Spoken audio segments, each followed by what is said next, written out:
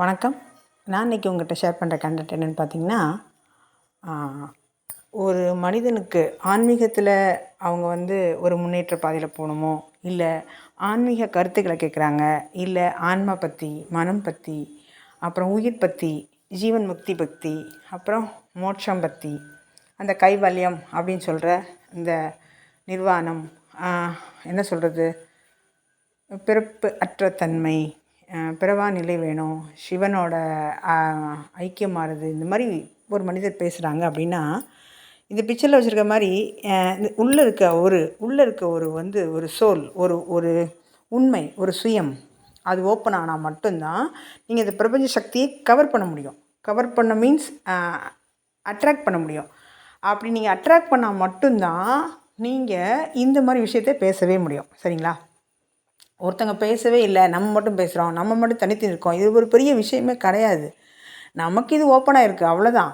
இது ஒரு இயல்பான நிலை தான். இதை அந்த மாதிரி உள்ளவங்ககிட்ட மட்டும்தான் பேச முடியும். நீங்கள் எப்படி ஒரு நான்வெஜ்ஜு சாப்பிட்றவங்க கிட்ட போய் அது மட்டுமே நான்வெஜ்னாலே வெஜ்ஜு தான் சாப்பிட்றவங்க சரி, இந்த உதாரணம் வேணாம். அதாவது என்னென்னா, இயற்கை பற்றியே ஒருத்தங்க பேசிகிட்ருக்காங்க, அவங்ககிட்ட போய் செயற்கை பற்றி பேசினா என்னன்னே தெரியாதுங்கிட்ட போய் பேசினா எப்படி இருக்கும், அந்த மாதிரி இருக்கும். அப்போ இந்த சுச்சுவேஷனில் எப்படி நம்ம ஹேண்டில் பண்ணுறது அப்படின்னா, அந்த மனிதர்கள் கூட நம்ம கவர்ந்து இழுக்கப்படுவோம். அந்த மாதிரி இந்த வீடியோஸ் பார்க்குறது, உங்கள் சோலுக்கு அலைன்மெண்ட்டாக யார் இருக்காங்களோ, அந்த ஃப்ரீக்குவன்சி இருக்காங்களோ, அந்த வாய்ஸ் கேட்கும். அது ஒரு என்ன சொல்கிறது, ஒரு அந்த ஆன்மாவின் குரலாகவே கேட்கும். ஏன்னா இங்கே எல்லாமே ஒன்றா தான் இருக்குது இல்லையா? ஏன் இதில் எல்லா வீடியோவும் நம்மளால் கேட்க முடியல? இப்போது அதுவும் இல்லாமல் பொழுதுபோக்காக அந்த ஸ்க்ரோல் பண்ணிட்டே போகிறாங்க பார்த்தீங்களா? அவங்க மனம் என்ன பண்ணுதுன்னா, ஏதோ ஒன்று தேடுது. ஆனால் அவங்களுக்கு என்ன தேடுதுன்னு கண்டுபிடிக்க முடியல. ஆனால் இந்த மாதிரி ஓப்பன் ஆனவங்களுக்கு எது தேவைன்னு கண்டுபிடிச்சிச்சு, ஏதோ ஒன்று தேவைன்னு நம்ம கண்டுபிடிச்சி தெரியாமல் தானே அந்த ஸ்க்ரோல் பண்ணிகிட்ருக்காங்க. மற்றவங்களாம் பொழுதுபோக்கு சமையல் பார்க்குறாங்க, அது என்ன வருதோ அதை பார்த்துட்டு போகிறாங்க. அதில் நமக்கு பிடிச்சது ஏதாவது இருக்கா அப்படின்னு தேடுறாங்க. அங்கே தேடிகிட்டே இருக்க வேண்டியதான் கடைசி வரைக்கும். ஏன்னா அவங்களுக்கு பிடிச்சது வரப்போகிறதில்ல. ஆனால் அவங்களுக்கு எது பிடிச்சிருக்குன்னு அவங்களுக்கு தெரியுதில்லை. இந்த மாதிரி ஓப்பன் ஆனால் மட்டும்தான் நமக்கு இது வேணும் அப்படிங்கிறத புரிஞ்சிக்க முடியும். ஒன்று அப்படி புரிஞ்சிட்டா கூட அதை கண்டினியூ பண்ணணும்ல, அதுக்கு இருக்குது அது பயிற்சி, அந்த மனிதர்களோட சேர்றது, அந்த சச்சங்கம், அப்புறம் வேறு என்ன சொல்கிறது, இந்த மாதிரி ஒரு சூழலை அதுவே உருவாக்கும். அதோடு நம்ம ஒத்தி சேர்ந்து போகிறது. நீங்கள் ஒத்தி சேர்ந்து போகாத பட்சத்தில் என்ன ஆகும் அப்படின்னா, உங்களுக்கு குழப்பமாகும். அதைத்தான் நம்ம ரெட்டை குதிரையில் சவாரி செய்கிறதா சொல்கிறோம். அப்படி நீங்கள் ரெட்டை குதிரையில் சவாரி செய்யும்போது உங்களுக்கு அந்த பக்கமும் இழுக்கும், விருப்பம் வரும், இந்த பக்கமும் செய்ய முடியும். அப்போ குடும்பத்தையும் பார்க்கணும், ஆன்மீகத்தையும் பார்க்கணும். அப்படின்னா ஆரம்பத்தில் கொஞ்சம் சிரமமாக இருக்கிறது உத்தமமான விஷயந்தான். நீங்கள் போக போக போக அது சமமான ஒரு மனநிலைக்கு வரும்போது சரியாயிடும். அப்போ இந்த மாதிரி ஆனால் மட்டும்தான் அந்த செயல் வருங்கிறத முதல்ல நம்பினாலே 50% தாண்டிடலாம். அதுவும் நீங்கள் ஒரு 50 வயசுக்கு மேலே இருந்தீங்கன்னு வச்சுக்கோங்களேன். அப்போ ஆன்மீகங்கிறது உங்களுக்கு அது ஓப்பன் ஆயிடுச்சுன்னு அர்த்தம். ஆனால் ஒருவேளை நான் நீங்கள் யங் சோலாக இருக்கும் பட்சத்தில் எனக்கு பேரனை பார்க்குறது, நம்ம ஊர் சுற்றுறது, ஜாலியாக இருக்கிறது, ஒய்ஃப் கூட டைம் ஸ்பெண்ட் பண்ணுறது, இந்த சிற்றின்பம் சார்ந்த விஷயங்களை நான் கலந்துக்கிறேன்னா அது ஆனந்தம், கலந்துக்கோங்க, வேணான்னு சொல்லலை. எப்போ நீங்கள் அது ஃபுல்ஃபில் ஆகுறீங்களோ அப்போ தான் இதுவே நீங்கள் நிலையாக இருக்க முடியும். அது ஒரு விஷயம். ரெண்டாவது, அந்த பிரபஞ்சம் சொல்கிறதையும் உங்களுக்குள்ளே உள்ள பிரபஞ்சமும் கனெக்ட் ஆனால் மட்டும்தான் நீங்கள் அதை உணரவே முடியும், கான்சியஸை. அந்த கான்சியஸை உணராத பட்சத்தில் நீங்கள் உங்களுக்கு உணர்ந்தால் மட்டும் போதாது, அந்த அறிவு மலர்ந்துடும். இப்போ இந்த கனெக்ஷன் ஆகுது பார்த்திங்களா, அறிவு மலர்ந்துடும். ரெண்டாவது, அறிவு மலர்ந்தோன்னே என்ன ஆகும் அப்படின்னா, உங்கள் மனம் உங்கள் குருவாக செயல்படும். உங்கள் மனம் குருவாக செயல்படும் போது உங்களுக்கு பகுத்து பார்க்குற ஒரு அறிவு வந்துடும். அப்போ மனமும் அந்த அறிவும் உங்களுக்குள்ளே மலர்ந்து ஆகும்போது என்ன ஆகும்னா, அனுபவம் கிடைக்கும். அனுபவம் தான் இந்த மாதிரி நிறைய அனுபவங்கள் வர்றது. ஆரம்பத்தில் திகைப்பாகவும் நம்ப முடியாத மாதிரி இருக்கும். திரும்ப அது கொஞ்சம் பழகினோடனே அனுபவம் அனுபூதியாக மாறிடும். அனுபூதி என்ன ஆயிரும் அப்படின்னா, அசைக்க முடியாத நம்பிக்கை கொடுக்கும். நீங்கள் இப்போது ஒரு சூட்சும உடல் எடுத்து போகிறீங்க, அதை யார்கிட்டையும் சொன்னால் நம்புவாங்களோ நம்ப மாட்டாங்களோ, நமக்கு வந்தது சரியோ தவறோ அப்படின்னு ஆரம்ப கட்ட காலத்தில் கொஞ்சம் குழப்பமாகவும் உண்மையாக நம்மளோட இது என்ன இது அப்படின்னு ஒரு தெளிவில்லாத தன்மை உங்களுக்குள்ள ஒரு உறுதித்தன்மையாக வளர்ந்துடும்.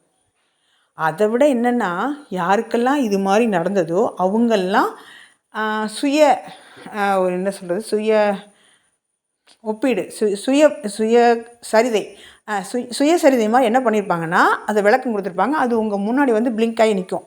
பாருங்கள், உங்களுக்கு மட்டுமல்ல, இவர்களுக்கும் இவ்வாறு நிகழ்ந்துள்ளது இதை அப்படின்னு சொல்லி அந்த பிரபஞ்சமே உங்களுக்கு வந்து ஹெல்ப் பண்ணும்.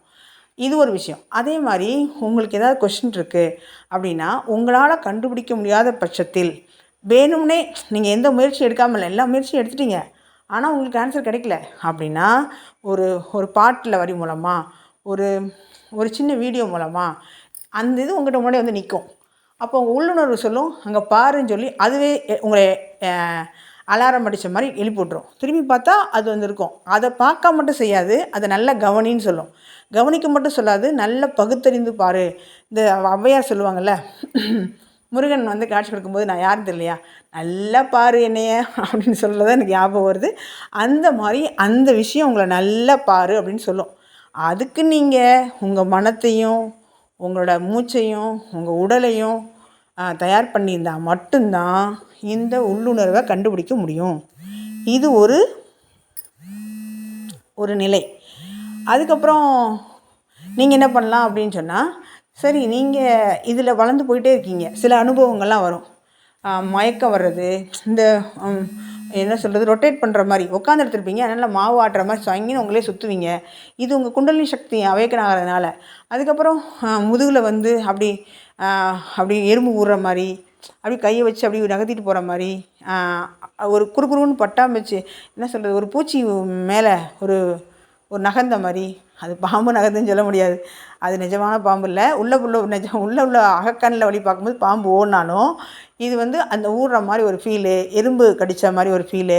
அது வந்து உள்ளே ரொட்டேட் ஆகும். அந்த காற்றே உங்களுக்கு முதுகில் அந்த சக்கரம் இருக்கு இல்லையா, அது ரொட்டேட் ஆகும். இந்த மேலே இருக்க பிரபஞ்சம் இருக்குல்ல, சேமாக அந்த காற்று வந்து ரொட்டேட் ஆகும். அதனால தான் உள்ளே உள்ளதும் மேலே உள்ளதும் ஒன்று அப்படிங்கிறத நம்ம வந்து அந்த இடத்துல டெஃபினட்டாக உணர முடியும். சரிங்களா? இது ஒரு விஷயம். ரெண்டாவது வந்து என்னென்னு கேட்டிங்கன்னா, இந்த மாதிரி மனிதர்கள் கூட நீங்கள் சேர்ந்துடும்போது அவங்க உங்களுக்கு நம்பிக்கை உறுதி கொடுக்குறாங்கல்ல, அதே மாதிரி யார் உங்களுக்கு அவநம்பிக்கையாக இருக்காங்களோ அவங்கெல்லாம் உதிர்ந்து போயிடுவாங்க. எது உங்களுக்கு பயமாக இருந்ததோ அதுவே பாடமாயிரும். எது உங்களுக்கு பயமாக இருந்ததோ அதுவே உங்களுக்கு நம்பிக்கை கொடுத்துரும்.